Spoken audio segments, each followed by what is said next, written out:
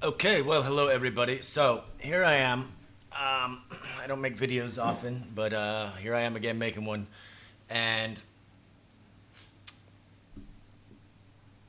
I've been baking bread for a while now. I have a previous video called Bread Trolls, tried to something or other. I can't remember the title. Um, anyway, here I am. I was sitting here and I'm thinking to myself, man, I'm getting to the top of my bread game now. I did have a spell where the things weren't coming out, and I know the reason why they weren't coming out as I had wanted them to. It's because I was kind of taking a lackadaisical approach to it, and I wasn't following the tried and true methods. But here I am thinking, yeah, well, okay, just gotta get back on, that train, and everything will be fine. And it worked. It worked fine. That's not the issue. But I'm sitting there thinking, wow, my bread game is really improved a lot. I'm at the, I'm, I'm, I'm going to the mountaintop, as they say. Well, anyway, I was looking for some ideas, and then I got on a DuckDuckGo search, and then I saw Pinterest came up, and I never ever go to Pinterest. That's just not a site for me. Oh, let's change that. There we go. So, I just really never use Pinterest that much. I thought it's kind of like for stay-at-home mom types. But then the sourdough came up, and then I saw all these designs for scoring that, you know, conceptually, yeah, I was sure that they existed out there, but I was blown away by what these people are doing out here. If you take a look, just some really beautiful, intricate designs, and I'm like, you know what, it's time to level up again. I thought, and I'm pretty decent. I can get stuff out there, but I can do the multi-grain stuff and some seeded breads and things like that. But just especially it seems in Russia, there's some really clever stuff that they're doing out there. The cooks out there. We've got this spread here, and these are YouTube videos that I would never pick up on anyway. But that's a pretty interesting one. I might have to take a look at that. It might be like a chocolate dough with some cutouts or something. I'm not sure. But yeah, there's some really beautiful breads there. I've only really been forming the bowls, so, and that's fine. I want to get some different shapes though, so I can start doing that. I mean, look at that. Look at that. It's gorgeous. All right. What else do we got here? Let's just take a look real quick. Olive bacon and cheese bread. Yes, please. That sounds delicious. This one's like in the shape of a butterfly. So yeah, there's not. I went down the rabbit hole here, and I was like, wow, there are some, not just with the scoring, but I mean the scoring is definitely a big part of it. But then there's some pastry stuff, and I'm like, oh, you know what?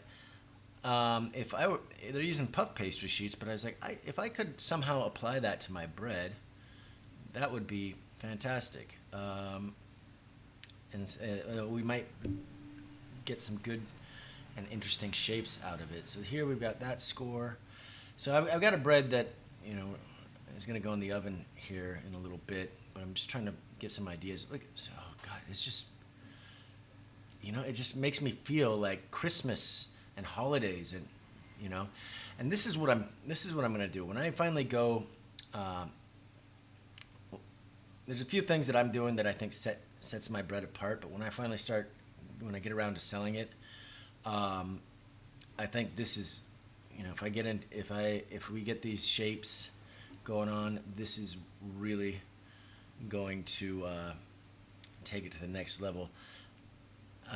Presentation wise, people are going to be happy to have this on their table, show it off to their friends. Look at this. It's just a simple design here, right? You've got your starburst kind of thing here, and then triangles, but it's so simple. It's absolutely beautiful. they're doing faces in here. I was like, oh, I could do a Mario or something like that. Um, maybe is Minerva a good idea? Is she the wheat goddess? I can't remember. But it's just let's really look. Here's a rose. It is absolutely gorgeous.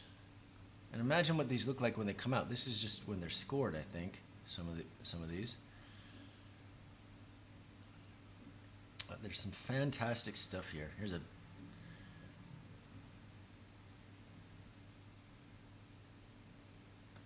right.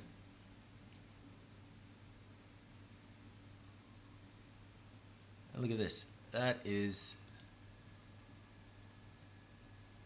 This is why I want to get some different shaped bannetons as well. Because I mean, just look at this. You can't do this kind of work unless you're making a loaf or a baguette like that. You just need a different canvas. Some of these are just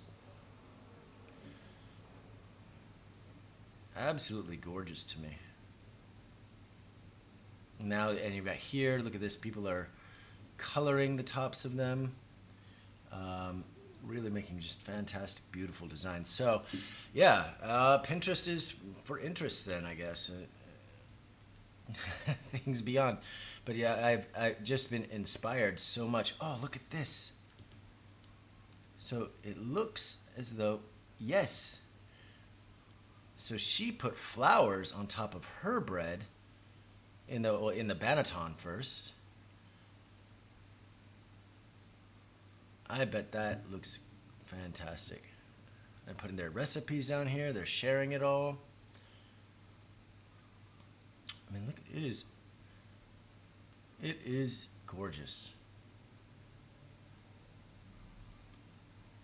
It's got, wow, expensive. Tahini sesame honey sourdough.